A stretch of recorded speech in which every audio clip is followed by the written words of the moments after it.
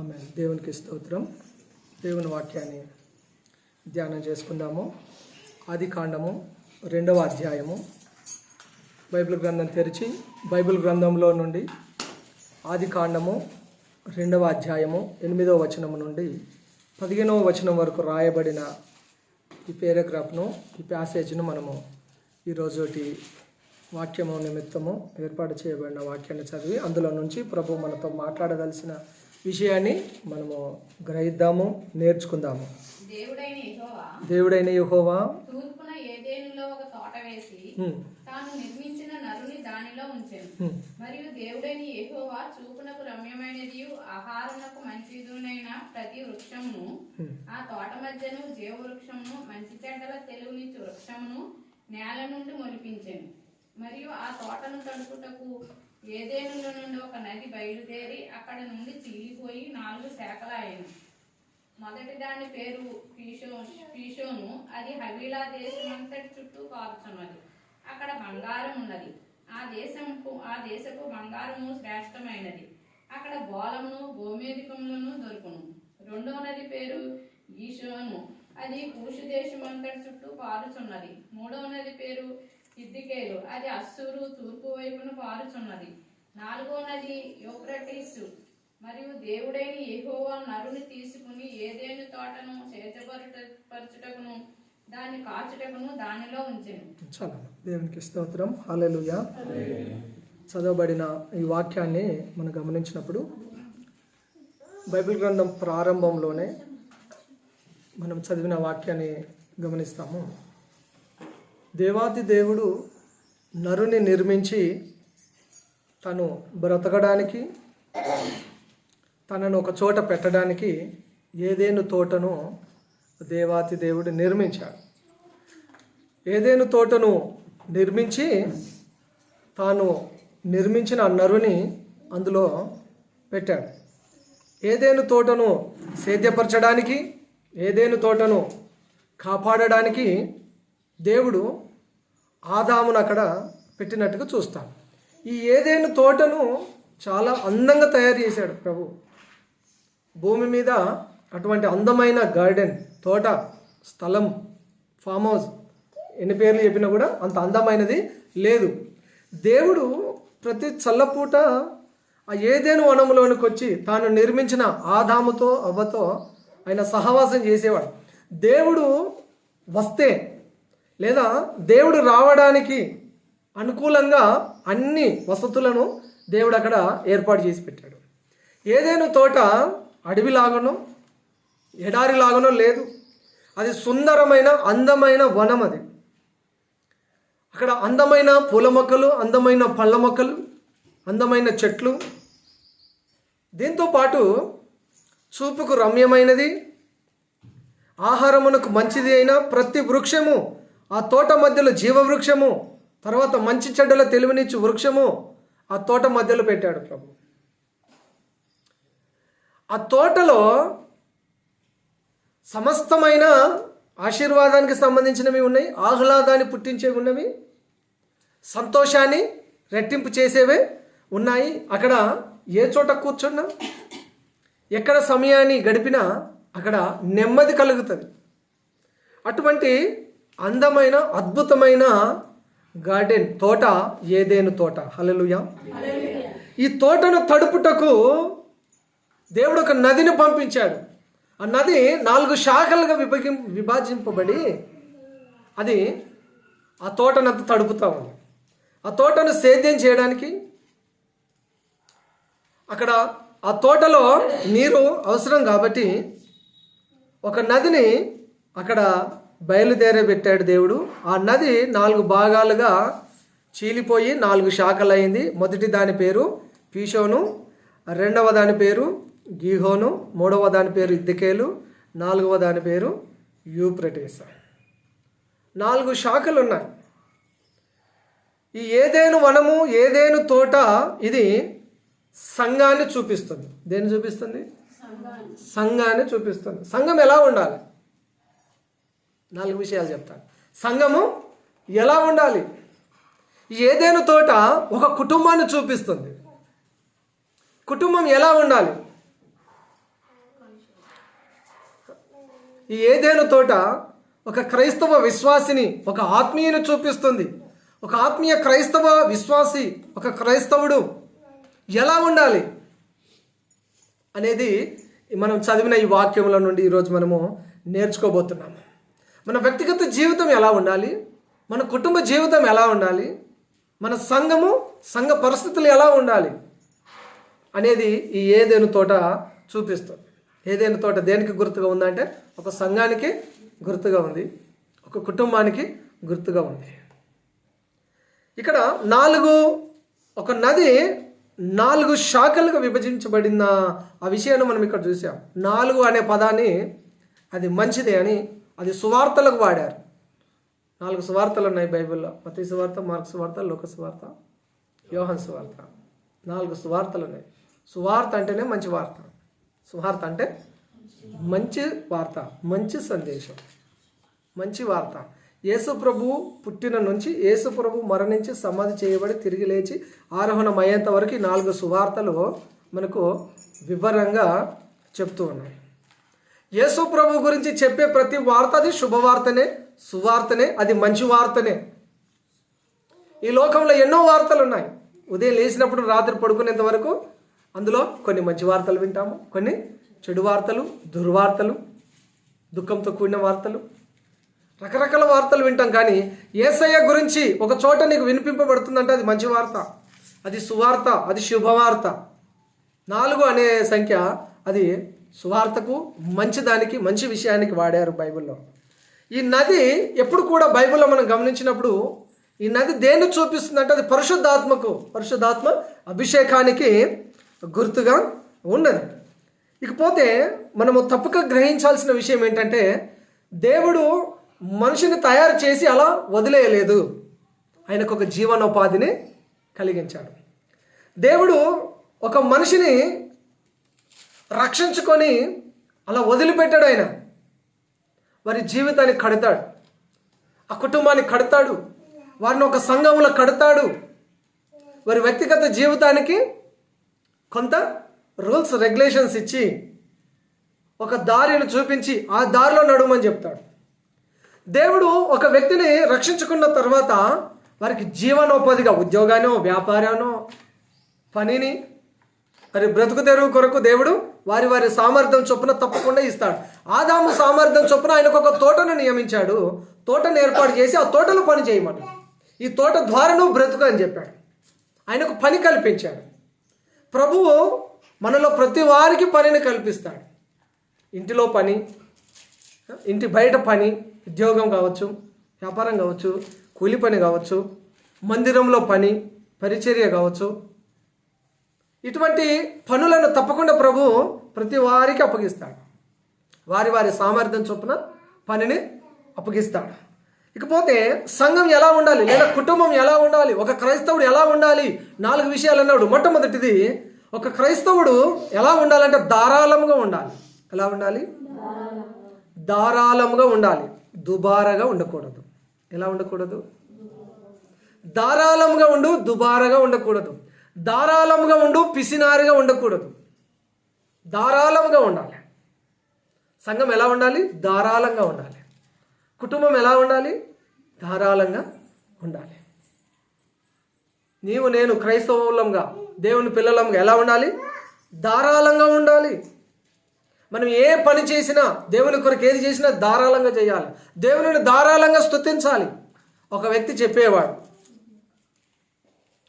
కడుపు నిండా అన్నం తినాలట, కంటి నిండా నిద్రపోవాలట, అది అరిగేదాకా దేవుని స్తుతించాలట. చెప్పేవాడు చాలా సంవత్సరాల కిందట. ఒక అతను చెప్పేవాడు, ఏం చేయాలి? మగ్గ తినాలి, మగ్గ పడుకోవాలి, ఇదంతా అరిగేదాకా దేవుని స్తుతించాలి. ఇప్పుడు దేవుని స్తుతించాలి అనే విషయం బాగానే ఉంది. కానీ బగ్గ తిన్న తర్వాత, ఫుల్గా తిన్న తర్వాత మరి చేస్తారా? దేవుని స్తుతిస్తారా? ప్రార్థన చేయగలుగుతారా? అమ్మా నా వైపు చూసి చెప్పండి. పీకల్దాకా తిన్న తర్వాత దేవుని స్తుతించగలుగుతారా? మోకాలు వేయగలుగుతారా? శరీరం ఏం చెప్తుంది? రెస్ట్ తీసుకో అని చెప్తుంది, పడుకోయిక అని చెప్తుంది. ధారాళంగా దేవుని స్తుతించాలట. అందుకనే దేవుని వాక్యం చెప్తుంది, కీర్తనలు 81వ కీర్తన 10వ వచనంలో, నీ నోరు బాగుగా తెరువుము, నేను దానిని నింపెదను. నోరు తెరిచి దేవుని స్తుతించాలి. దేవునిని మహిమపరచాలి, దేవుని గురించి పాడాలి, దేవుని గురించి పాడాలి, దేవుని గురించి స్తుతించాలి, ఆయన గురించి చెప్పాలి. నీ నోరు బాగుగా తెరువుము, నేను దానిని నింపేదా. చదువుతారా? 81:10. ఐగుప్తుల దేశంలో నిన్ను రప్పించిన దేవుడైన యెహోవా నేనే. నీ నోరు బాగుగా తెరువుము, నేను దాన్ని నింపెదను.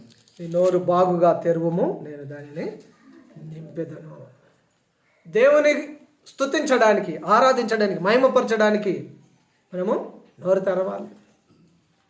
మత్తయి సువార్త 5వ అధ్యాయం 1వ వచనంలో చూస్తాము. ఆయన కొండ మీదకి ఎక్కి కూర్చున్నప్పుడు జన సమూహం ఆయన దగ్గరికి వచ్చినప్పుడు ఆయన నోరు తెరిచి ఇలాగో పలికాడు. ఆయన నోరు తెరిచి ఈ విధంగా చెప్పాను, ఆత్మ విషయమై దీనులైన వారు ధన్యులు అని చెప్తూ ధన్యతలనన్నీ ప్రసంగాన్ని యేసు ప్రభు నోరు తెరిచి ఆయన చాలా చక్కటి విషయాలను బోధించేవాడు. యేసయ్య స్వరం ఎత్తాడంటే లేదా ఆయన నోరు తెరిచాడంటే అక్కడ అద్భుతం జరుగుతుంది. ఆయన బోధ చేసిన, ఆయన ఒక మాట పలికిన అద్భుతం జరుగుతుంది.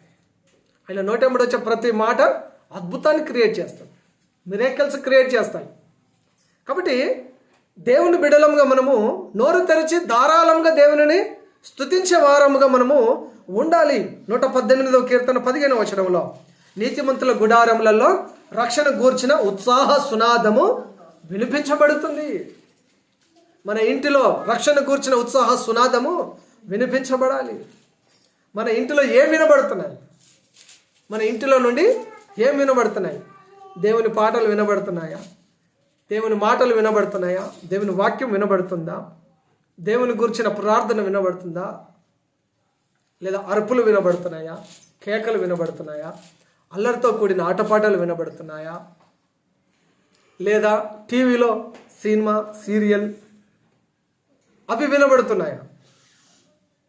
నీతిమంతుల గుడారంలో రక్షణను గూర్చిన ఉత్సాహ సునాదం వినబడుతుంది అని వాక్యం సెలవిస్తున్నప్పుడు క్రైస్తవుడు ఎలా ఉండాలి అంటే ధారాళంగా ఉండాలి. దేవుని స్తుతించే విషయంలో ధారాళంగా ఉండాలి. మన ఇంటిలో దేవుని స్తుతి గానాలు వినిపించబడాలి. దేవునికి స్తోత్రం, హల్లెలూయా. చదువుదామా? ఇంకా కొన్ని మాటలు చదవండి. 2వ కొరింథీ పత్రిక 9వ అధ్యాయం 5వ వచనం. కొరింథీలకు రాసిన పత్రిక 2వ కొరింథీ 9వ అధ్యాయం 5వ వచనం. కావున లోబడి ఇచ్చినప్పుడు మీరు చూసిన ధర్మము పిసినితనముగా ఇయ్యక ధారాళంగా ఇయ్యవలెనని చెప్పి సహోదరులు మీ యొద్దకు ముందుగా వచ్చి దాని జమ చేయుటకు వారిని హెచ్చరించుట అవసరమని తలచింది. ధారాళముగా ఇవ్వాలి. దేవునికి ఇస్తాను, ధారాళంగా ఇవ్వు. పిసినితనముగా ఇవ్వకూడదట. ఇస్తానని చెప్పి ఇవ్వకుండా ఉండకూడదని వాక్యం చెప్తుంది. కావున లోగడ ఇచ్చేదమని చెప్పి మీరు పిసినితనముగా ఇచ్చేదమని చెప్పి పిసినితనముగా కాకుండా ధారాళముగా ఇయ్యవలనని దేవుని వాక్యం చెప్తుంది. కొన్నిసార్లు ముందు చెప్తాం, నేను ఇది చేస్తాను, అది చేస్తాను, ఇది ఇస్తాను, అది ఇస్తానని చెప్తాం. చెప్పి చెయ్యకపోతే అది మనకు దీవెనగా ఉండదు. ఇస్తానని చెప్పి ఇవ్వకుండా ఉండడం కంటే అసలు ఇస్తానని చెప్పకపోవడమే బెటర్. వాక్యం ఏం చెప్తుందంటే మనము తొందరపాటుతో త్వరపడి మొక్కుబడి చేసుకోవద్దు. త్వరపడి మనము మాట ఇవ్వకూడదు. త్వరపడి మాట ఇచ్చిన యెఫ్తా ఏమయ్యాడో తెలుసు కదా. గెలిచి రాగానే నా ఇంటిలో నుండి ముందు నన్ను ఏది ఎదుర్కొంటుందో అది నేను నీకు. ఆయన సంతోషంతో గెలిచి ఇంటికి వస్తే అయ్యో మా డాడీ గెలిచి వస్తున్నాడు అని కూతురు చాలా సంతోషంగా ఎదుర్కోవడానికి వచ్చింది. సంతోషము కొన్ని నిమిషాలలో సెకన్లలో ఆవిరైపోయింది. మాట గుర్తుకొచ్చేసింది. అయ్యో నేను ఫస్ట్ నన్ను ఎదుర్కొన్నది, నా ఇంటిలో నుండి ఏది ఎదుర్కొందో నేను నా దేవునికి ఇస్తానని దేవుని మొక్కుబడి చేసుకుంటే కదా నా కూతురు వచ్చిందే అని. తొందరపడి నేను ఇది చేస్తా అది చేస్తా అని అనకూడదట. నువ్వు ఏం చేస్తావో నువ్వు చెప్తే చెయ్యాలి. నువ్వు ఇస్తాను అంటే నువ్వు ధారాళంగా ఇవ్వాలి. పిసినితనముగా మనము ఉండకూడదు. ఏమి చేసినా, సేవ చేసినా, పరిచర్య చేసినా, కార్పెట్ వేసినా, మందిరం కొరకు ఖర్చు పెట్టినా, కానుక సంచిలో కానుక బాక్సులో నువ్వు ఏదైనా కానుక వేసినా, ధారాళంగా ఉండాలి, పిసినితనముగా ఉండకూడదు అని ఆ వాక్యం చెప్తుంది. నెక్స్ట్ యాకోబు పత్రిక 1వ అధ్యాయం 5వ వచనం. యాకోబు పత్రిక, మీలో ఎవరికైనాను జ్ఞానము కొదువుగా ఉన్న ఎడల అతడు దేవుని అడగవలెను, అప్పుడు అది అతనికి అనుగ్రహింపబడును. ఆయన ఎవరిని గద్దింపక అందరికీ ధారాళముగా దయచేవాడు. ఆయన ఎవరిని గద్దించాడు? అందరికీ ధారాళముగా దయచేస్తాడు. అడిగిన వారందరికీ ఆయన ఎలా దయచేస్తాడట? ధారాళముగా ఇస్తాడు. లిమిట్ లేదు.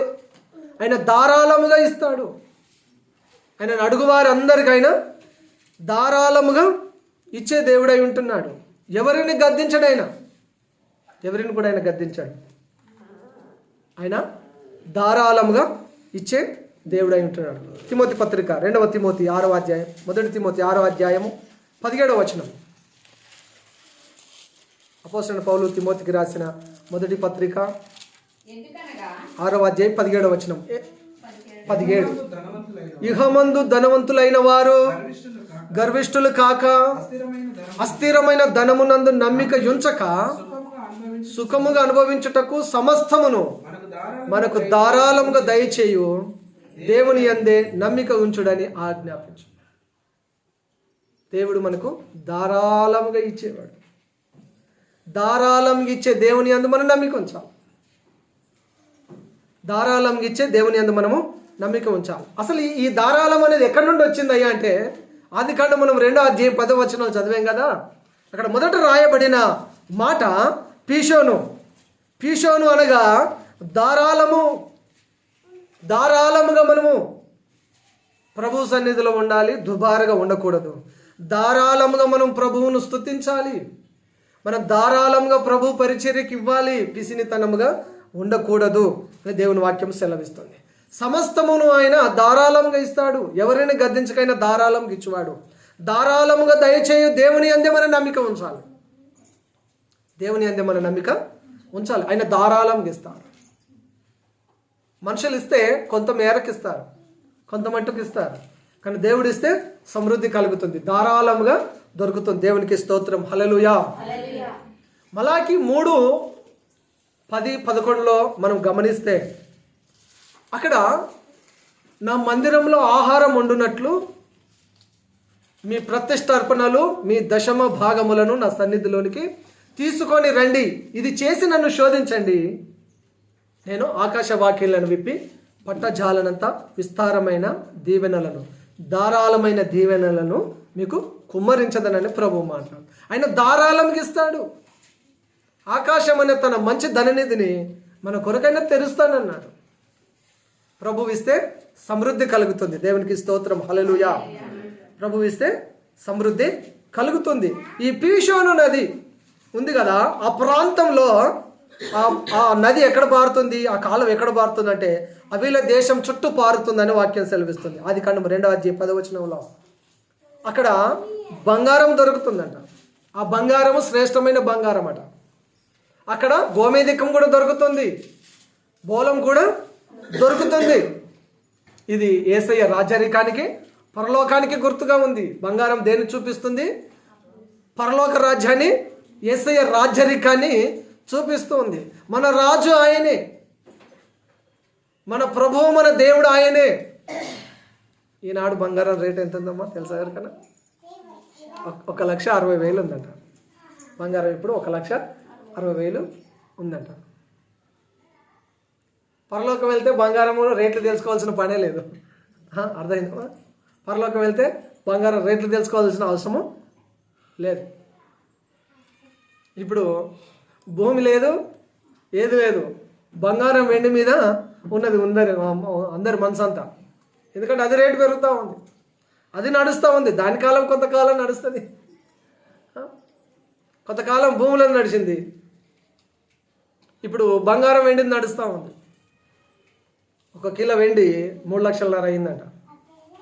ఒక 6-7 నెలల కింద ₹1,00,000, ₹1,10,000 ఉన్నది. ఇప్పుడు 3,00,000కు వెళ్ళిపోయింది.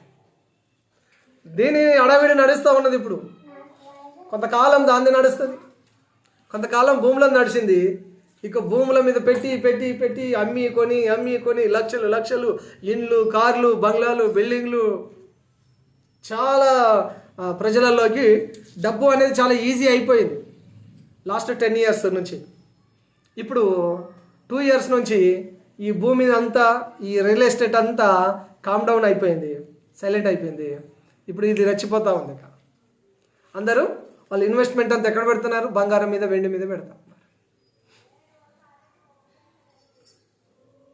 కానీ మన బంగారము, మన ఆస్తి పరలోకమే. దేవునికి స్తోత్రం, హల్లెలూయా.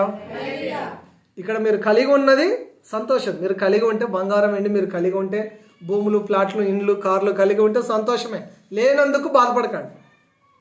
లేనందుకు ఏమాత్రం బాధపడాల్సిన పని లేదు. బంగారం లాంటి ప్రభువు మన కొరకు ఉన్నాడు. బంగారం రాజ్యము, పరలోక రాజ్యాన్ని ప్రభువు మన కొరకు సిద్ధపరిచాడు. దేవునికి మహిమ, హల్లెలూయా. మొదటిది ధారాళంగా ఉండాలి క్రైస్తవుడు. సంఘం ఎలా ఉండాలి? ధారాళంగా ఉండాలి. సంఘం ధారాళంగా ఉండాలి. నీ కుటుంబం ధారాళంగా ఉండాలి. నెక్స్ట్ రెండవది, అక్కడే ఆదికాండం 2వ అధ్యాయం 10వ వచనం. మరియు ఆ తోటను తడుపుటకు ఏదెనులో నుండి ఒక నది బయలుదేరి అక్కడి నుండి చీడిపోయి 4 శాఖలాయెను. మొదటి దాని పేరు హీషోను. అది హవీలా దేశం అంతటి చుట్టూ పారుచున్నది. అక్కడ బంగారం ఉన్నది. ఆ దేశపు బంగారము శ్రేష్టమైనది. అక్కడ బోలమును గోమేధికములను దొరుకును. రెండవ నది పేరు గీషోను. అది కూషు దేశం అంతటి చుట్టూ పారుచున్నది. చాలా రెండవ దేశము, రెండవది కాలువ, రెండవది గీహోను. రెండవ దాని పేరు ఏంటి? గీహోను. గీహోను అంటే క్రొత్త ఊట అని అర్థం. కొత్త ఊట లేదా నూతన అభిషేకం. 92వ కీర్తన 10వ వచనంలో ఒకసారి చదవండి, మనకు అర్థమవుతుంది. అభిషేకం, అది నూతన అభిషేకం, తైలాభిషేకం, క్రొత్త ఊట. గీహోన్ అంటే దాని అర్థము క్రొత్త ఊట. రెండవది, ఈ నూతన సంవత్సరంలో అభిషేకం అవసరం. అభిషేకము అవసరం. నేను మొన్న బర్త్డేలో చెప్పాను అభిషేకం యొక్క ప్రాముఖ్యత. అభిషేకం అంటే ఏం జరుగుతుందో మొన్న దామరగొండలో బర్త్డేలో చెప్పాను. ఒక లైన్ చెప్తాను. ఎవరి మీద అయితే అభిషేకం ఉంటుందో వారిని దుష్టుడు ముట్టాడు. ఎవరి మీద అయితే అభిషేకం ఉంటుందో వాళ్ళను దుష్టుడు ముట్టాడు, సాతానుడు ముట్టాడు. ఈ అభిషేకము వారిని ఎల్లవేళ కాపాడుకుంటూ వస్తుంది. కాబట్టి నూతన తైలాభిషేకము ఈ సంవత్సరంలో తప్పకుండా మనందరి మీద ప్రభు దయచేయను గాక. 92:10. గురుపోతు కొమ్ము వలె నీవు నా కొమ్ము పైకెత్తితివి. కొత్త తైలముతో నేను అంటబెడుతుని. క్రొత్త తైలముతో నేను అంటబడుతుంది. క్రొత్త ఊట, క్రొత్త తైలము, క్రొత్త సృష్టి. 2 కొరింథీ 5:17 సెలవిస్తూ దేవుని వాక్యం. ఒకడు క్రీస్తునందున్న ఎడల వాడు నూతన సృష్టి, పాతవి గతించెను, ఇదిగో సమస్తము క్రొత్తవాయెను. పాతది కాదు, క్రొత్తది, క్రొత్త ఊట, క్రొత్త అభిషేకం, ఫ్రెష్ అనాయింటింగ్. ఎప్పుడో సంవత్సరం కింద పొందిన అభిషేకం కాదు. 26లో పొందాలి. 2026లో క్రొత్త అభిషేకాన్ని పొందాలి. ఎప్పుడో పొందానని చెప్పి ఎప్పటియో చెప్పొద్దు. మనం ఎప్పటి విషయాలు కాదు. అలా దొరకట్లేదా? క్రొత్త అభిషేకం దొరకట్లేదా? మనం ఆయన సన్నిధిలో గడిపితే, ఆయన అభిషేకాన్ని కోరుకుంటే తప్పకుండా ఆయన నూతన తైలాభిషేకాన్ని మన తలల మీద కృమరించి అభిషేకిస్తాడు. దేవునికి స్తోత్రం, హల్లెలూయా. క్రీస్తునందు ఉంటే నూతన సృష్టి, నూతన సృష్టిగా మార్పు చెందాలి మనం. పాత సృష్టి, పాత విషయాలు, పాత విధానం కాకుండా ఈ నూతన సంవత్సరం వచ్చి 1 నెల కూడా గడిచిపోతుంది. ఇంకొక వారం అయితే ఈ నెల కూడా గడిచిపోతుంది. చూస్తున్న కొద్దికి జనవరి పోతుంది, డిసెంబర్ కూడా వస్తుంది. చూడండి, జనవరి పోయి డిసెంబర్ కూడా వస్తుంది. టక్ మన కళ్ళు మూసి తెరిచేలో మళ్ళీ డిసెంబర్ వస్తుంది. మళ్ళీ క్రిస్మస్ అంటాం. ఇప్పుడు మొన్నే పోయింది కదా, మళ్ళీ క్రిస్మస్ అంటాం, మళ్ళీ సెమీ క్రిస్మస్ అంటాం, మళ్ళీ పెద్ద ఆడావిడి ఉంటుంది. క్రొత్త సంవత్సరం నూతన సృష్టిగా మార్పు చెందాలి. మనసు మారి రూపాంతరం చెందాలి. అప్పుడే నూతన అభిషేకం మనలోనికి వస్తుంది. యోహాను సువార్త 7వ అధ్యాయం 37వ వచనంలో ఒక అద్భుతమైన ఒక వాక్యం ఉంది. ఒకసారి చదువుతారా? యోహాను సువార్త 7వ అధ్యాయము 37 నుండి. ఆ పండుగలో మహాదినమైన అంత్యదినమున యేసు నిలిచి ఎవడైనను దప్పికొనిన ఎడల నా యొద్దకు వచ్చి ఎవడైనను దప్పికొనిన ఎడల నా యొద్దకు వచ్చి దప్పిక తీర్చుకొనవలెను. నా యందు విశ్వాసముంచు వాడెవడో లేఖనం చెప్పినట్టు వాని కడుపులో నుండి జీవజల నదులు పారునని బిగ్గరగా చెప్పెను. దాని అర్థం ఏందో దాని కిందే రాయబడింది, ఒకసారి చదవండి.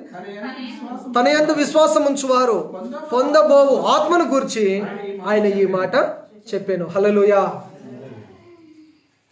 దప్పిక కొన్న వారులారా నా దగ్గర రండి. క్రొత్త ఊట నా దగ్గర ఉన్నది. ఆ ఊట మీ కడుపులో నుండి పొరలేటట్టు చేస్తాను. ఆత్మ చేత మిమ్మల్ని నింపుతాను అని ప్రభువు పిలుస్తూ ఉన్నాడు. నా యందు విశ్వాసం ఉంచువాని కడుపులో నుండి లేఖనం చెప్పినట్టుగా జీవజల నదులు ఉబికి పారుతాయని దేవుని వాక్యం చెప్తుంది. క్రొత్త అభిషేకం మన మీదకి రావాలి. క్రొత్తగా మార్పు చెందితేనే మన హృదయంలో నుండి నూతన ఊట, క్రొత్త ఊట బయలుదేరుతాం. మన ఊటలన్నీ మరలా ముఖ్యమైన ఊట ఆ పరిశుద్ధాత్మ నదిలోనే కలవాల్సిన వారమై ఉంటున్నాం. ఒంటరిగా ఉండడానికి లేదు. క్రొత్త ఊట మనలో బయలుదేరడానికి సిద్ధంగా ఉన్నది. మన కడుపులో నుండి జీవజల దారలు ఉబికి పారును. పరిశుద్ధాత్మ చేత నింపుదలను అది చూపిస్తుంది. నెక్స్ట్ మూడవది ఆదికాండం 2వ అధ్యాయం 13 వచనాలు 14 వచనాలు చూసినప్పుడు ఇద్దకేలు అంటే ఇది చురుకుదనాన్ని చూపిస్తుంది. దేనికి గుర్తుకుందంటే ఒక క్రైస్తవుడు చురుకుగా ఉండాలి, క్రైస్తవురాలు చురుకుగా ఉండాలి, నీ కుటుంబం నీ సంఘం చురుకుగా ఉండాలి, ప్రతి పనిలో యాక్టివ్గా పాల్పొందాలి. సంఘము ప్రతి విషయంలో యాక్టివ్గా పాల్పొందాలి. నువ్వు ప్రతి విషయంలో యాక్టివ్గా ఉండాలి. సోమరిగా ఉండకూడదు. సోమరిగా ఉంటే దరిద్రం వస్తుంది. చురుకుగా లేకపోతే దరిద్రం వస్తుంది. చురుకుగా ఉన్నవారు ఎన్నో దీవెనలు పొందిన వారు బైబిల్లో మనం చూస్తాం. ఉదాహరణలు చాలా ఉన్నాయి, నేను ఎన్నోసార్లు కూడా చెప్పి ఉన్నాను. బైబిల్లో యోహాను సువార్తలో ఫిలిప్పు అనే ఒక వ్యక్తి ఉన్నాడు. ఆయన గురించి అపోస్తుల కార్యం 8వ అధ్యాయంలో రాయబడింది. 8వ అధ్యాయం 29వ వచనం ఒకసారి తెరుస్తారా? అపోస్తుల కార్యం 8వ అధ్యాయము. నన్ను పంపినవాడు నాకు తోడై ఉన్నాడు. ఆయన ఇష్టమైన కార్యము నేను ఎల్లప్పుడూ చేయుదును. అపోస్తుల కార్యం అప్పుడు ఆత్మ 8:29. అప్పుడు ఆత్మ ఫిలిప్పుతో నీవు ఆ రథము దగ్గరికి పోయి దానిని కలుసుకోమని చెప్పాను. ఫిలిప్పు దగ్గరకు పరిగెత్తుకుని పోయి అతను ప్రవక్త అయిన యెషయా గ్రంథము చదువుతుండగా విని నీవు చదువునని గ్రహించుచున్నావా అని అడుగగా చాలా దేవుడు ఫిలిప్పుతో చెప్పాడు, ఫిలిప్పు నువ్వు వెళ్ళి ఆ రథమును కలుసుకోవాలి.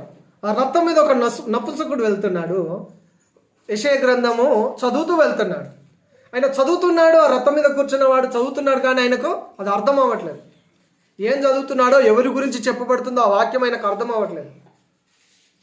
దేవుడు చెప్పాడు ఫిలిప్పుతో, నువ్వు ఆ రథమును చేరుకోవాలి. అక్కడ నుండి ఇక్కడికి ఈయన ఒక చోటు ఉన్నాడు, ఆయన ఒక చోటు ఉన్నాడు. ఈయన దగ్గర వాహనం లేదు, ఏం లేదు. అక్కడ మాయమయ్యాడు, ఇక్కడ తేలాడు. పరుగెత్తుకుంటూ వెళ్ళిపోయి ఆ రథమును చేరుకున్నాడు. వాక్యం చెప్తుంది అతడు పరుగెత్తుకొని పోయి అతడు ప్రవక్త అయిన యెషయా గ్రంథం చదువుచుండగా విని నువ్వు చదువుచున్నది నువ్వు గ్రహించుచున్నావా? నాకు ఎవరైనా బోధించకపోతే నేను ఎలా గ్రహిస్తాను? ఇది ఎవరి గురించి రాయబడిందంటే అప్పుడు దైవజనుడైన ఫిలిప్పు చెప్తూ ఉన్నాడు. ఆయన చురుకుదనం చూడండి, ఫిలిప్పు చురుకుదనం చూడండి. అంత స్పీడ్గా అక్కడికి వెళ్ళాడు. దేవుడు చెప్పిన మాటకు ఎంత స్పీడ్గా స్పందించాడో మనం ఇక్కడ గమనిస్తాం. చాలా స్పీడ్గా పరిగెత్తుకుంటూ వెళ్ళిపోయాడు. మనకే ఆ విషయం చెప్తే ఆ విషయం ఫోన్ రాగానే నువ్వు వెళ్ళిపోయి ఆ వాహనాన్ని చేరుకో అని మన ఫోన్ వచ్చింది అనుకో పొద్దున, అప్పుడు ఫోన్ తీసి ఛార్జింగ్కి పెట్టి హీటర్ పెట్టుకొని స్నానం చేసి మంచిగా డ్రెస్అప్ అయ్యి అప్పుడు బండిలో పెట్రోల్ ఉందా లేదా చూసి బండిలో పెట్రోల్ పోసుకొని కిక్కు కొట్టి మెల్లగా వెళ్తుంటే దారేమడి తెలిసిన వాళ్ళు కనబడతారు, నమస్తే నమస్తే నమస్తే అనుకుంటా తీరిగా వెళ్ళే వరకు ఆ రథం ఎప్పుడో వెళ్ళిపోయి పాత పడిపోతుంది. ఈనాడు స్లో అయిపోయాం. కానీ ఫిలిప్పు పరుగెత్తుకుంటూ వెళ్ళిపోయాడు, ఆయన కలుసుకున్నాడు. చాలా చాకచక్యంగా ఆయనతో సంభాషణ కలిపి నువ్వు చదువుతున్నది నువ్వు గ్రహిస్తున్నావు అన్నప్పుడు నాకు ఎవరైనా చెప్పకపోతే నేను ఎలా తెలుసుకుంటానని ఆయన చెప్పినప్పుడు ఆ వాక్యాన్ని చదువుతున్న వాక్యాన్ని ఇది యేసుప్రభు గురించి రాయబడిన మాట. ఆయన గొర్రె వలె వదకు తేబడిను, బొచ్చు కత్తిరించు వాని ఎదుట గొర్రెపిల్ల ఎలాగ మౌనంగా ఉండునో అలాగే ఆయన నోరు తెరవలేదు. ఆయన దీనత్వం బట్టి ఆయన న్యాయ విమర్శన దొరకకపోయాను. ఆయన సంతానమును ఎవరు వివరింతురు? ఆయన జీవము భూమి మీద నుండి తీసివేయబడినది. అప్పుడు ఆ నపుంసకుడు చెప్పాడు. ప్రవక్త ఎవరి గురించి ఇలాగ చెప్తున్నాడంటే యేసు ప్రభు గురించి సువార్తను ప్రకటించినప్పుడు అప్పటికప్పుడే రథం మీద ఉన్న నపుంసకుడు మారుమనసు పొందడం, యేసుప్రభును సొంత రక్షకుడిగా అంగీకరించడం. దారిలో వెళ్తుండగానే ఆ ఫిలిప్పుతో చెప్పాడు, ఈ రోడ్డు పక్కన ఒక మడుగులో నీళ్లున్నాయి, నాకు ఇక్కడ బాప్తిసం ఇవ్వండి అంటున్నాడు. సువార్త చెప్పిన వెంటనే ఆయన హృదయంలో కార్యం జరగడము, ఆయన మారుమనసు పొందడము, యేసయ్యను ఆయన హృదయంలో ఆహ్వానించడము, నెక్స్ట్ వెంటనే బాప్తిస్తానికి వెళ్ళిపోతున్నాడు. ఎంత చురుకదనం చూడండి. నువ్వు చురుకుగా ఉంటే నువ్వు ఎవరిని కలిసినా వాళ్ళల్లో కూడా చురుకుదనం వచ్చేస్తుంది. హల్లెలూయా. మనం సోమరులు ఉంటే మనం ఎవరిని కలిసినా వాళ్ళంతా సోమరుల్లో కలిసిపోతారు. సోమరుల గుంపు ఒకటి అయిపోతుంది. చురుకుగా ఉన్న వాళ్ళందరూ ఒకచోట చేరితే వీళ్ళంతా చురుకైన గుంపు కనబడుతుంది. సంఘం ఎలా ఉండాలి అంటే చురుకుదనం కలిగి ఉండాలట. చురుకుదనం కలిగి ఉండాలి. ఇప్పుడు పని చెప్తే ఎప్పుడో వెళ్ళి చేయడం కాదు. దేవునికి ఏదైనా చెప్తే వెంటనే చేసేసేయాలి. చురుకుగా ఉండాలి దేవుని పనిలో. దేవుని మహిమ వచ్చే ప్రతి పనిని మనం చురుకుగా చేయాలి. నెక్స్ట్ చివరిది యూప్రటీస్ అని కనబడుతుంది కదా. యూప్రటీస్ అంటే అది ఇంపు అని అర్థం. అది బబులోన్లో ఉంది. బాబేలు గోపురం అక్కడే కట్టారు. ఆదికాండం 11వ అధ్యాయంలో బాబేలు గోపురం కట్టారు కదా. ఈ బబులోన్లోనే ఆ బాబేలు గోపురం ఉంది. ఈ బాబేలు గోపురము కట్టేటప్పుడు ప్రజలందరూ ఐక్యత కిందకి వచ్చి అందరికి ఒకటే భాష ఉంది, అందరూ ఒకటే జాతి, ఒకటే భాష, అందరికీ ఒకే రకమైన ఐక్యత వచ్చింది. వాళ్ళు ఏం చేశారంటే మన పేరును సంపాదించుకుందామని చెప్పేసి ఒక గోపురం కట్టడం ప్రారంభించారు. ఈ గోపురం ఆకాశాన్ని అంటే దాకా కట్టడానికి ప్రయత్నం చేశారు. దేవునికి వ్యతిరేకమైన ఐక్యత అది. అది ఏమైక్యత? దేవునికి వ్యతిరేకమైన ఐక్యత. దేవుడే వచ్చి దిగి వచ్చి వాళ్ళ ఐక్యతను చెడగొట్టేదాకా వారి ఐక్యత అంత స్ట్రాంగ్గా ఉంది. ఈనాడు ఐక్యత చెడగొట్టడానికి ఏదో ఒక చిన్న అబద్ధమో, ఏదో ఒక నిందో, ఏదో ఒక గాసిప్ చెప్తే ఇద్దరు ఫ్రెండ్స్ విడిపోతారు, లేదా ఇద్దరు భార్యాభర్తలు విడిపోతారు. ఒక గుంపును చెదరగొట్టడం ఈనాడు చాలా ఈజీగా జరిగిపోతుంది. కానీ దేవునికి వ్యతిరేకమైన ఒక ఐక్యత ఆనాడు బాబేలు గోపురం కట్టే విషయంలో ప్రజలు కలిగి ఉన్నారు. దేవాది దేవుడే దిగి వచ్చి అక్కడ తారుమారు చేసేసాడు. బాబేలు అంటే తారుమారు. ఆయన తారుమారు చేశాడు. అక్కడ నుంచి భాషలు వేరే అయిపోయాయి, లాంగ్వేజెస్ పుట్టాయి. అక్కడనే భాషలు పుట్టాయి. దేవుడు తారుమారు చేశాడు. మన ఐక్యత ఎలా ఉండాలంటే దేవునికి వ్యతిరేకమైన ఐక్యత కాదు, దైవ సంబంధమైన ఐక్యత ఉండాలి. సంఘము ఒక ఐక్యత కింద, ఒక గొడుగు కింద ఉన్నప్పుడు అందరికీ ఒకే మనసు, ఒకే తలంపు, ఒకే ప్రార్థనాత్మ, ఒకే ఆత్మీయత, ఒకే ఉజ్జీవం సంఘంలో ఉన్నప్పుడు ఆ సంఘము చేసే ప్రార్థన, ఆ పట్టుదల ముందు ఏ వ్యతిరేకత కూడా నిలవదు. ఎందుకంటే సంఘం అంత ఐక్యత ఉండాలి. దేవునికి వ్యతిరేకమైన ఐక్యత వారు కలిగి ఉన్నారు. మరి దేవుని పక్షాన మనం దైవ సంబంధమైన ఐక్యత కలిగి ఉంటే దేనైనా మనం సాధించగలుగుతాం. ఐక్యతతో ఏదైనా సాధించగలుగుతాం. ఐక్యత లేని చోట ఏమి చేయలేం, ఏమి కూడా చేయలేం, చెదిరిపోతాం. చెదరగొట్టేవాడు అపవాది వస్తాడు. కాబట్టి దేవుని సన్నిధిలో ఇంపుగా ఉండాలట. మనం ఇంపుగా ఉండాలి. ఇంపైన సువాసనగా చేయడానికే యేసు ప్రభువు ఆయన కల్వరి శిలువలో మన కొరకు బలిగాను యాగంగాను అయ్యాడు. ఎఫెసీ పత్రిక 5వ అధ్యాయము 2వ వచనంలో చూసినప్పుడు మనం పరిమళ వాసనగా ఉండుట కొరకు యేసు ప్రభు బలి అయిపోయాడు. మనము పరిమళించాలంటే ఏం చేయాలి? మనం పరిమళించాలంటే ఇంపుగా ఉండాలి. సువాసన రావాలంటే ఏం చేయాలి? ఇప్పుడు మల్లె పువ్వు చెట్టు దగ్గరికి వెళ్ళారు. ఆ పువ్వు తీసుకొని దాన్ని నలిపినప్పుడు వాసన వస్తుంది. అఫ్కోర్స్ అది నలపకుండా కూడా మల్లె పువ్వు కొన్నిసార్లు కొన్ని స్మెల్ వచ్చేస్తాయి. కొన్ని ఫ్లవర్స్ పువ్వును నలిపితే పరిమళిస్తుంది. నీవు పరిమళ సువాసనగా మార్చబడాలంటే నలపబడాలి. శ్రమలు, ఇబ్బందులు, అనారోగ్యాలు, ఆర్థిక సమస్యలు ఆత్మీయ క్రైస్తవ జీవితంలో నలిగిపోయిన అనుభవం వచ్చినప్పుడు మనము ఇంపైన సువాసనగా ప్రభు సన్నిధిలో ఉండగలుగుతాం. దేవునికి స్తోత్రం. హల్లెలూయా. నేను నలపబడను, నాకు ఏ శ్రమ రావద్దు, నాకు ఏ కష్టం రావద్దు, నేను పరిమళించాలి అంటే కుదరదు. దేవుడు మనల్ని నలిపి చేస్తాడట. మనల్ని నలిపి పరిమళింపజేస్తాడు. కొన్నిసార్లు మనం నలగొట్టుటకు అనుమతిస్తాడు. కొన్నిసార్లు శ్రమలకు అనుమతిస్తాడు, ఇబ్బందులకు, అనారోగ్యానికి అనుమతిస్తాడు. వాటిలో మనము పరిమళించాలి. ప్రభువు కొరకు సువాసనగా, ఇంపైన సువాసనగా మనము పరిమళించాలి. మనం పరిమళించాలంటే నలుపబడడం మాత్రం కాకుండా మన మాటలు, మన ప్రవర్తనలలో మనము ఇంపుగా ఉన్నప్పుడే మన జీవితము, మన కుటుంబము, మన సంఘము దేవునికి మహిమకరంగా ఉంటుంది. అప్పుడు మనకు దీవెన వస్తుంది. అటువంటి దీవెనను ప్రభువు మనకు దయచేయును గాక. ఆమేన్. ప్రార్థన చేసుకుందాం. అందరం ఒకసారి తలలో ఉంచి కళ్ళు మూసుకొని ప్రార్థన చేద్దామా. ధారాళంగా ఉండు, దుబారగా ఉండకూడదు. ధారాళంగా ఉండు, పిసినాయతనంగా ఉండకూడదు.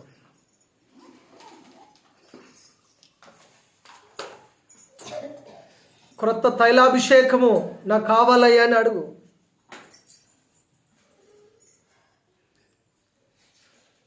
ఆయన యందు విశ్వాసం ఉంచిన వారి కడుపులో నుండి జీవజల నదులు ఉబికి పారుతాయని వాక్యం చెప్తుంది. క్రొత్త ఊట, క్రొత్త అభిషేకము దాని కొరకు కోరుకుందాము, అడుగుదాము. చురుకుగా ఉండాలి దేవుని పని కొరకు. దేవుడు నీకు ఏదైనా అప్పగిస్తే చురుకుగా ఉండాలి. దైవికంగా, భౌతికంగా మనం ఎంతో చురుకుగా ఉండాలి. మన సాక్ష్యము ఇంపుగా ఉండాలి, మన జీవితం ఇంపుగా ఉండాలి, మన మాటలు, మన ప్రవర్తన ఇంపుగా ఉండాలి. నీ మాటలు, నీ ప్రవర్తన ఇతరులకు ఇంపుగా ఉండాలా? నీ క్రైస్తవ జీవితం, నీ కుటుంబం ఎలా ఉంది? మనం ఇంపుగా ఉన్నామా? అభ్యంతరకరంగా ఉన్నామా? అసహ్యంగా ఉన్నామా? అడుగుదాం, దేవుని అడుగుదాం. నన్ను ఇంపైన సువాసనగా చేయడానికి నువ్వు బలిగా అర్పించబడ్డావయ్యా. అందరూ ప్రార్థన చేసుకుందాం.